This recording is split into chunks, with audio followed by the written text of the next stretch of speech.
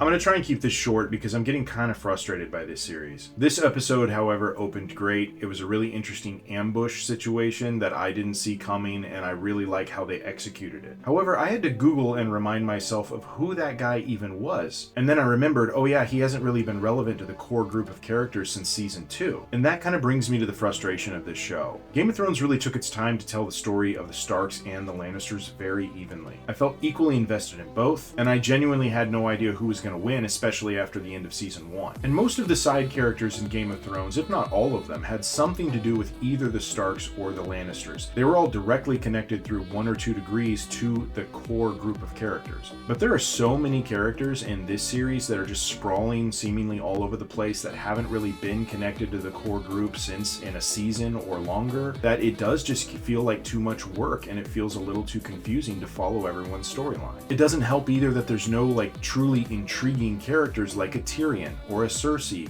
or Arya, or hell, even the Hound is much more complex and interesting than most of the characters in the series. I would rather see more episodes where they're following just 2 or 3 people for the entire time, and then maybe we don't see them at all in the next episode, as opposed to following 12 different people in one episode. It's not that it's not entertaining, it is very entertaining, and overall it's a very well made show. The production value is off the charts, but my issues are with its structure. It just feels like too much work when we have all these different characters that we have to check in with, instead of organically following the story and the plot of the main characters, and then that leading to these side characters. It just feels like all these side characters are now spread out all over the place and doing their own thing, and we have to pay them fan service or whatever, and check in with them on a semi-regular basis to remind us who these people are, but it just feels like too much work and I keep forgetting who they are. I had to watch a 30-minute breakdown in order to be able to do this review to feel like I knew enough about all of these extra characters who we've seen a lot over the last couple of episodes.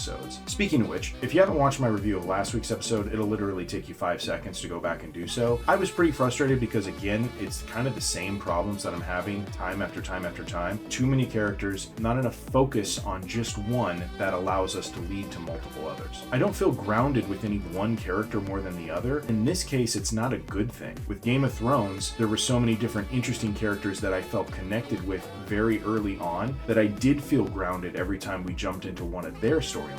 But with these ones, I've never really had that feeling. Maybe part of it is because we jumped so far ahead early in the series. I don't know what the issue is. I'm curious to hear what you guys think. If I'm missing something, please let me know. If you're somebody who really truly loves this season, please let me know why. I genuinely want to understand. One more issue that I've been having with the series, especially this season, is the inevitable build to a climax of tension that provides a really good cliffhanger from one episode to the next. However, the next episode, when it starts, it totally deflates that tension. An example of that is when Alicent and Helaena got trapped in the dungeon area, or wherever the hell they were, at the end of last episode. That was really great stakes. They were in danger of literally starving to death in the pitch black. I mean, that was really well done. I was genuinely on the edge of my seat and curious as to what was going to happen next. Well, what did happen next was they were quickly found by the guards, and then there was no real immediate punishment. Yes, I know Alicent is sent off to kill Aemond, but we really think that she's going to be able to accomplish that mission? Even if she could get close enough to somebody like him, is she really going to be able to do it? I doubt it. And then yes, Rhaenyra wants to kill